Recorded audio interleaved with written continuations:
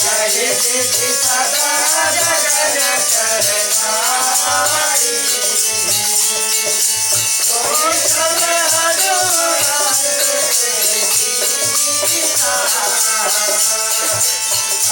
सुख पद कवि सुर हरि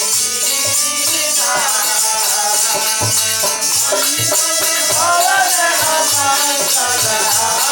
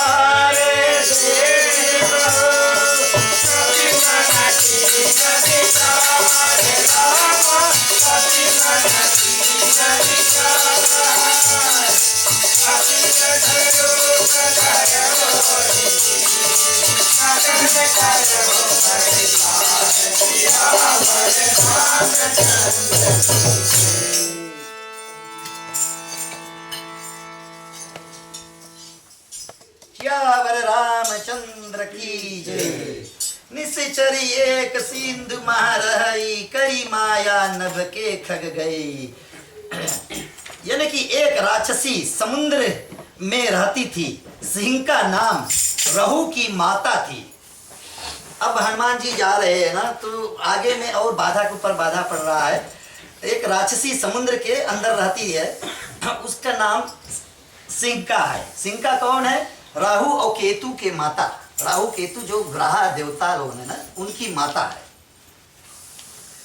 छल से आकाश के पंछियों को पकड़, यानी कि परछाई को पकड़ लेती थी। जो जीव जंतु आकाश में उड़ते थे, वह जल में उसकी परछाई देखकर छाया पकड़ लेती थी, फिर वह उड़ नहीं सकता था। इस प्रकार से सदा परछाइयों को पकड़कर खाती थी। यानी कि जब कोई भी उड़ता है आकाश में, वो परछाई खाली पकड़ लेती है नीचे समुद्र में से, बस उसको भोजन हो गया उसका।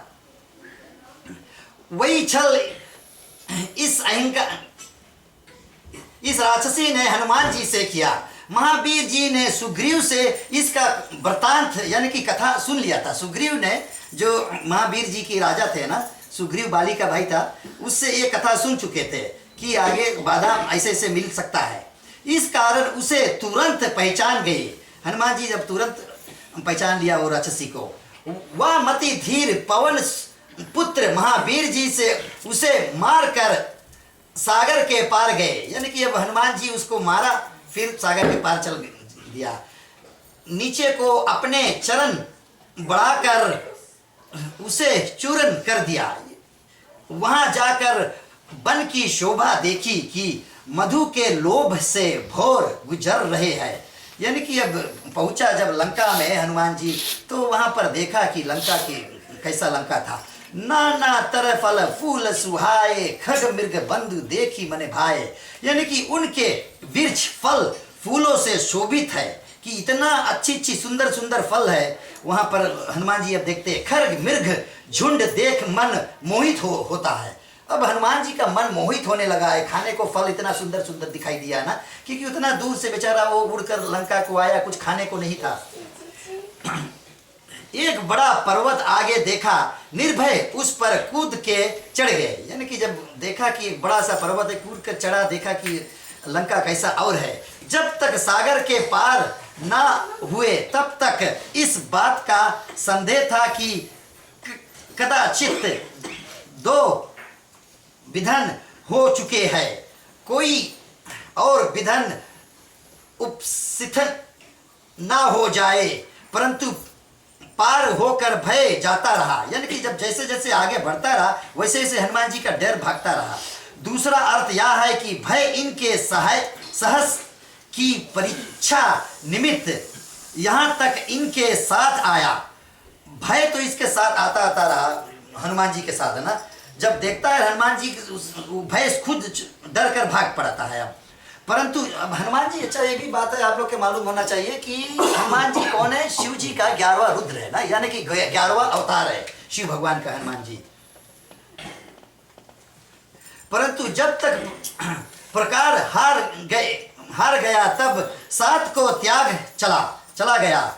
उमा न कछु कपि के दिखाई, प्रभु प्रताप जो कालई खाई। यानी कि शिव जी ने बोले हैं कि हे पार्वती, अब शिव जी ने पार्वती से ये रामायण का कथा वहां पर कैलाश पर्वत पे सुना रही है ना, ये अमृत कथा है ना। या कपि की कुछ अधिकता नहीं है, किंतु सब प्रभु का प्रताप है। वाह रे वाह। अब बोलता है शिव जी ना कि ये तो हनुमान जी का, यानी कि मेरा कुछ नहीं है, ये तो प्रभु प्रताप है, यानी कि राम भगवान का सभी प्रताप है ना। राम भगवान सभी ही कराते हैं ये जो काल को भी खा सकता है। महावीर जी ने उसी पर्वत पर चढ़कर लंकापुरी देखी, उसके दुर्गों की अति विशेषता कहीं नहीं जाती। वह कोट अति ऊंचा और उसके चारों ओर समुद्र है।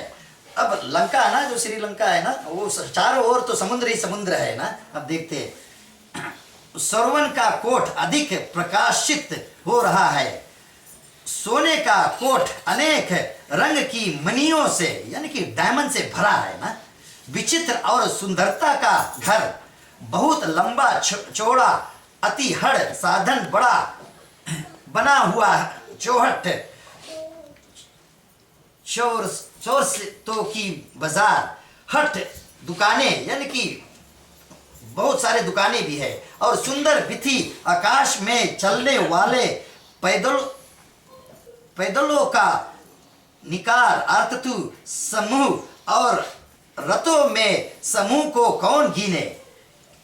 अनेक रूप के अति बली निशाचरों, यानी कि राक्षसों के झुंड और सेना का वर्णन नहीं हो सकता। कि इतना ढेर सारा रावण का सेना है वहां पर है ना, कि वर्णन नहीं है। आकाश में भी उड़ते हैं राक्षस लोग है ना। वन जंगल बाग, बड़े बाग, उपवन, नगर के भीतर बाग, यानी कि छोटा गांव के भीतर भी दूसरा गांव है ना, बाग है। वाटिका, फूल बाग, सरोवर, कूप, बवाड़ी शोभित हो रहे हैं। मनुष्य, नाग, देवताओं और गंधर्व की कन्या रूप से मुनियों के मन को मोहित करती है। यानी कि गंधर्व लोग के कन्या है ना, वहां पर सब मोहित कर रहे हैं, मोहित करती है। कहीं पर्वत के समान बड़े देह वाले मल, अति बल, यानी कि कुश्ती लड़ने वाले है ना। इंग्लिश में क्या बोलते हैं? रसलर है ना, रसलर बड़ा बड़ा है ना। हनुमान जी देखते हैं सभी। देह वाले मल अति बल से गरजते हैं। अनेक अखंडों में भिड़ते हैं और अनेक भांति से एक दूसरे को ललकारते हैं। ये कितना भारी भारी भयंकर राक्षस है, एक दूसरे को ललकारते और ट्रेनिंग करते ना। भयंकर शरीर वाले करोड़ों योद्धा, करोड़ों means hundreds of thousands of योद्धा है ना, अनेक यत्न से नगर की चारों ओर से रक्षा करते हैं। कहीं कहीं भय से, अच्छा यहाँ पर अच्छी तरह से सुनना है, कहीं कहीं भय से मनुष्य, धेनु, गधे और बकरे दुष्ट राक्षस भक्षण करते हैं। कोई बोलते हैं ना कि कहां पर लिखा हुआ है कि गोश्त, मांस, मछली नहीं खाना है। श्रोताओं, यहीं पर यह लिखा है, बहुत बारंबार रामायण में लिखा है, समझने के ऊपर है ना। कोई बोलता है कहाँ लिखा नहीं, कितना टाइम हम फीजी वाले ने बोले ना, कहीं नहीं लिखा नहीं, हम खाओ मांस मछली, बकरा खाओ, खूब खाओ। यहाँ लिखा है भाई साहब, दुष्ट बताया गया है। भाई हमको दुष्ट बताया गया, राक्षस है यानी कि इसमें बताया खाए नहीं खाए सको, भगवान कभी नहीं बोले। नहीं, उसके मतलब वही होता है ना कि खाना नहीं चाहिए, तो दुष्ट बताओगे। तुलसीदास जी यहाँ पर दुष्ट बताया है ना। वही अगर पॉइंट लेके सबको बोले कि नहीं खाने के, नहीं लिखा है कि नहीं खाओ। हाँ, तो यहाँ पर खुद लिखा है, यहाँ लिखा है ना, तुलसीदास जी दुष्ट बताया गया है ना। जो बकरे खाते हैं, भैंसे खाते हैं ना, भैंसे, गाय, चौवा वगैरह वगैरह ना, बकरे दुष्ट राक्षस करते हैं। इसी कारण तुलसीदास जी ने इनकी कथा संक्षेप से ही कही गई है। थोड़ा संक्षेप में कर दिए कि भाई लोगों आप समझ जाओ भाई, ये गोश्त मछली बंद करो, थोड़ा भगवान के नाम राम राम लेते रहो जब मुक्ति पाना चाहते हो तो ना। रघुनाथ जी के बाण रूपी तीर्थी में शरीर त्याग सुंदर गति को अवश्य प्राप्त होगी। पूर्व में अनेक रखवारे देखकर कपि ने मन में विचार किया कि रात के समय बहुत छोटा सा रूप बनाकर नगर में प्रवेश करूं। अब हनुमान जी सोचते हैं कैसे जाऊं, इतना भारी भारी राक्षस मेरा को देख लेंगे। जो रात के समय सोचता है कि छोटा सा रूप धरकर तब फिर लंका को प्रवेश करूं। तो आगे फिर सुनते हैं कि तुलसीदास जी ने आगे कथा में क्या क्या वर्णन करते हैं।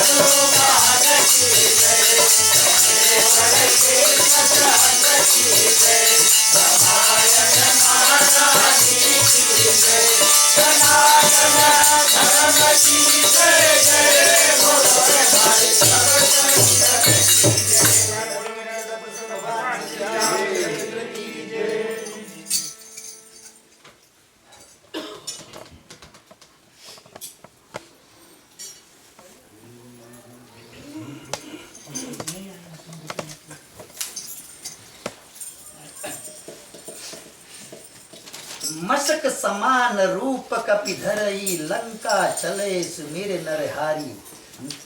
यानी कि मशक शब्द उपमा में पड़ा है कि उपमा उपमे में बड़ा अंतर रहता है। जैसे तालाब की उपमा समुद्र से, मनुष्य की इंद्र से दी जाती है। और नर हरि को सुमिर के चले, अर्थतु नरों में सिंह, जो रघुनाथ जी ने उन्हें अथवा नरसिंह जी का स्मरण किया। यानी कि अब हनुमान जी ने नरसिंह भगवान के सुमिरन किया ना। यदि कहो कि निको को त्याग रूप नतर का क्यों स्मरण किया, यानी कि नरसिंह भगवान को क्यों स्मरण किया, तो समाधान यह है कि रघुनाथ जी का रूप दयामय है। यानी कि रघुनाथ जी जो रामचंद्र जी भगवान है ना, वो तो बड़ा दयालु है ना। और नरसिंह भगवान जो नर और सिंह है ना, वो जो आधा नर है और आधा सिंह है ना, यानी कि शेर का रूप रहा, उसको सुमिरा क्यों, वही बताता है ना यहाँ पर। जो समाधान यहाँ है कि रघुनाथ जी का रूप दयाश्याम है, उन्हें उपद्रव करना है, इस कारण कराल रूप नरसिंह जी का स्मरण किया। अथवा नर स्थान में रघुनाथ जी और हरि स्थान में सुग्रीव जी। अच्छा, सुग्रीव जी के बताता है ना। नर स्थान में नर है, भगवान राम जो है वो नर रूप में भी है, और सुग्रीव है जो वो हनुमान जी का राजा थे ना, जो स्मरण किया। क्योंकि ये दोनों इनको स्वामी है, दोनों हनुमान जी का स्वामी है ना। एक तो भगवान है हनुमान जी का, भगवान है राम जी, और राजा है सुग्रीव जी, तो इसी कारण तो दोनों जन को सुमरा। चौथी यह है कि रावण ने अपनी मृत्यु नर और बानर के हाथ मांगी थी। जब ब्रह्मा ने वरदान दिया था ना रावण को, तो उस टाइम की बात है कि उसने बोला कि बानर और नर का रूप, बोलता है कि बानर और नर का तो इसे मैं मशक लूंगा, ये तुम कभी मेरे को मार नहीं पाएंगे। इसीलिए रावण ने अपना मृत्यु नर और बानर के हाथ से मांगी थी। सो उसी कारण से नर बानर को स्मरण करके लंका में चले। कोई मशक समान के अर्थ में बिल्वा के समान बड़ा रूप धरा कहते हैं, परंतु यह संगठित नहीं होता।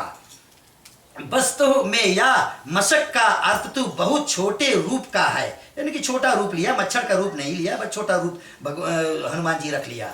जैसे आगे लिखा है कि अति लगी रूप धरेव हनुमंता, और आदि मशक का अर्थ मच्छर का धरे, तो अंगूठी कहाँ रही जो राम जी ने अपना अंगूठी दिया था सीता मैया को ले जाकर देना, तो ये चीना है ना, तो अंगूठी कहाँ रही, यह शंका होगी।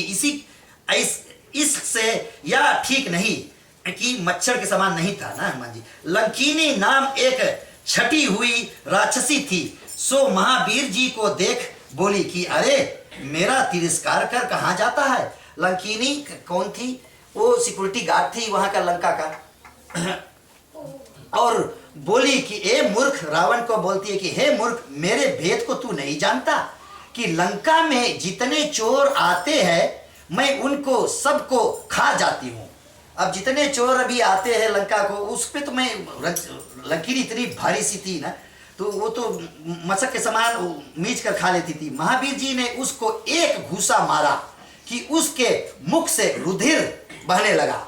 जब हनुमान जी एक सड़काया, यानी कि घूसा मारा, तो उसको मुख से, यानी कि नाक से, मुख से खून बहाया। रुधिर मतलब खून है ना, खून बहाने लगा, धरनी पर गिर पड़ी। वो लंकिनी, वो अब राक्षसी गिर पड़ी। फिर वह लंकिनी संभार कर उठी, यानी कि अनकॉन्शियस हो गई थी ना थोड़ा देर के लिए, फिर उठी और हाथ जोड़कर शासक विनती करने लगी कि हाथ जोड़कर अब हनुमान जी से विनती करने की। शंका इस बात की है कि फिर मार बैठे ना, क्योंकि कि हनुमान जी फिर ना मार बैठे ना, कि महावीर जी वहां खड़े थे, इसलिए कि या तो या है ये मार जाए या हमारी शरण में हो। देखो हनुमान जी भी राम की तरह है ना, ये तो तू पहले तो मौका देता हमारा शरण में आ जा, तू शरण में नहीं आएगा तब तो राम नाम सत्य है फिर ना। नहीं खुलाहल करने से पुकार पड़ जाएगी। जब ब्रह्मा जी ने रावण को वर दिया था। जब रावण को वर दिया था ब्रह्मा जी ने, तो चलते समय लंकीनी उसके साथ, रावण के साथ जाती थी। मुझसे जो कहा था सो पहचान लिया। रावण ने लंकीनी से बताया है कि कभी कोई आएगा, कोई बानर या कोई भी आएगा, तेरा को जब मारेगा तू अनकॉन्शियस हो जाएगी, खून गिर जाएगा, तब तो जाना लंका का गया नाश हो गया। जब कपि के मारने से तू व्याकुल हो जाएगी, यानी कि फेंट हो जाएगी, तब जान लेना कि अब राक्षस मारे जाएंगे, अब सभी राक्षस मारे जाएंगे। जो बानर जानकी जी की सुधि को आवेगा, अब ब्रह्मा जी ने वो टाइम पहले का बता दिया था ना। फिर लंकीनी से उसने बताया कि वो टाइम तो कथा ये आया नहीं था, तो वो टाइम से ये जानते हैं कि जब कोई सीता मैया के खोज के लिए आएगा और तेरा को मारेगा, तब तो जानना गया काम लंका को। मारने से तू व्याकुल होगी, तात मेरा बड़ा भारी पुण्य है।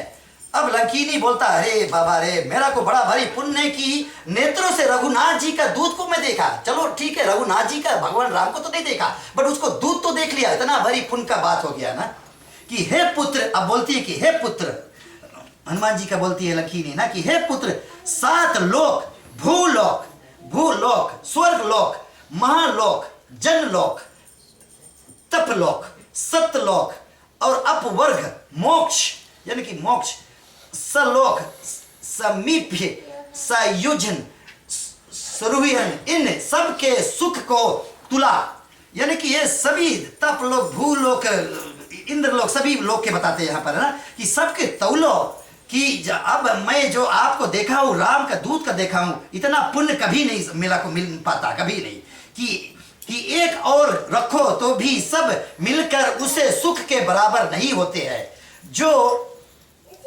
लो भर के सत्संग में होता है। चलो ठीक है भाई लोग, यहाँ बताते सत्संग में ना, ये सत्संग है ना, भगवान के राम हम सुन ले ना, भगवान कथा चल रहा है, तो ये सत्संग बोलते बहुत पुण्य का है ना।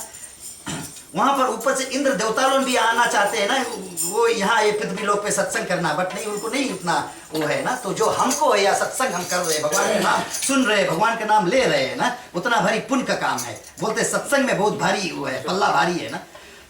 60 लौ का एक निमिष है, जितनी देर में ऊपर का पलक धरती पर झुक आता है, हल्का ऊपर जाता है, यानी कि बोलता है हल्का ऊपर जाता है ना। तो इंद्र लोग सब देवता लोगों ने सब कहाँ है ना, स्वर्ग लोग ऊपर है ना, आप लोग को तो पता होगा।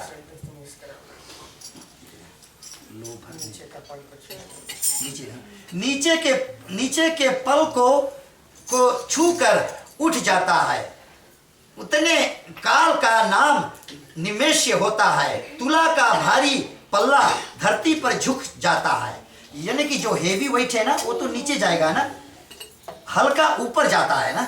तो बताता है इस प्रकार सत्संग की मुख्यता धरती पर है, यानी सत्संग का मुक्ता, यानी कि धरती पर जो ये सत्संग हो रहा है ना, ये सबसे भारी है। स्वर्ग लोक सुख ऊंचे लोक में है, उसे हल्का है। स्वर्ग लोक बोले सुख ऊंचे लोक में है ना, तो वो हल्का है, यानी कि सत्संग का पल्ला भारी है। ये धरती पे हम मैंने सत्संग कर रहे हैं भगवान का, ये भारी, इसमें बहुत भारी सुख है, इसमें बहुत भारी पुण्य है। तो फिर वही है कि यहाँ पर अब अच्छा हम विश्राम करते हैं, अब फिर कभी काल के फिर मौका लगेगा तो फिर हम करेंगे रमन। और धन्यवाद आप लोग के सभी लोग के लिए। और फिर इसके बाद हमारे फिर अभी कीर्तन भजन होगा, तो जरूर आप कीर्तन भजन करना। और फिर भोजन वगैरह भी पका हुआ है, वो सब भोजन करके जाना। और कुछ बोलना है? हम आज की कथा, आज रमेश भाई तथा उनके कुटुंब परिवार के लिए जो भी इच्छा मन में हो, इनका जिस लिए कार्य किया आज अच्छी तरह संपन्न हो। भगवान से प्रार्थना फिर भी करें कि, और हमारा सहयोग इसमें बड़ा भारी है कि आप सहयोग दिया, उनकी खुशी में आज ये मकान भी है, नया इन्होंने लिया है। भगवान और उन्नति दे और इसी तरह भक्ति में लीन रहे और हम सब साथ दे, हर मनोकामना पूर्ण हो, दिन दुनिया रात चौनी आगे बढ़े। धन्यवाद।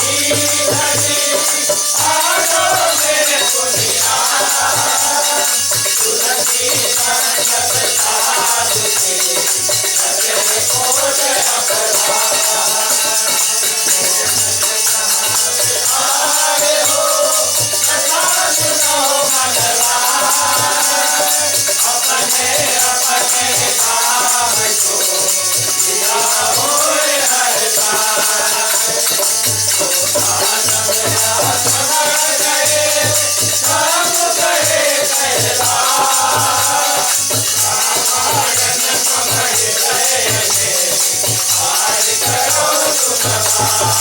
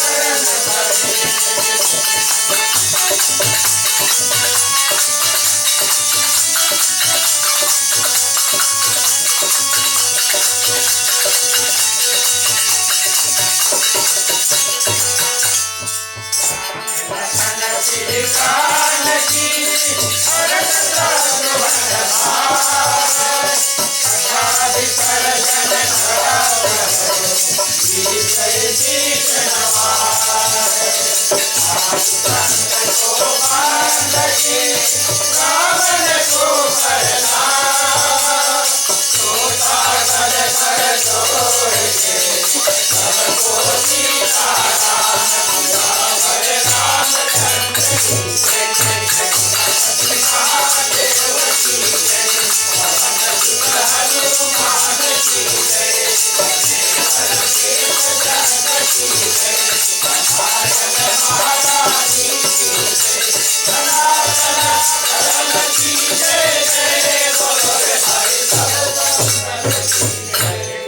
भगवान श्री रामचंद्र की जय।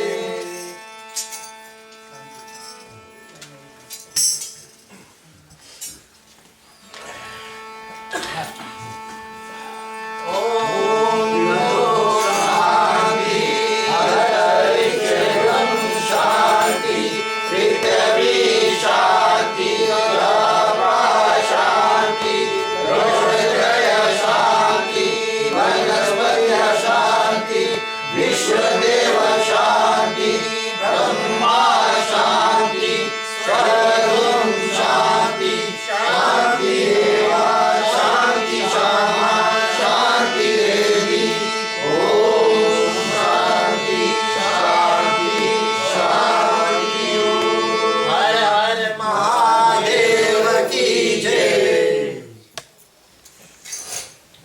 बैठो करो हरिनाम शिवजी के मंदिर में आओ बैठो करो हरिनाम शिवजी के मंदिर में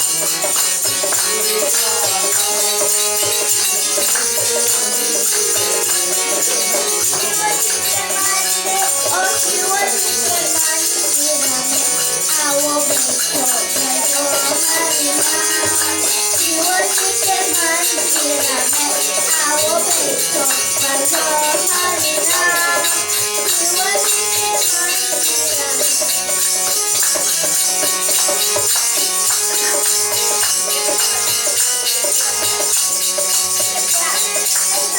मोती बनी है सोने के दो मोती बनी है सीता और श्री राम शिवजी के मंदिर में आओ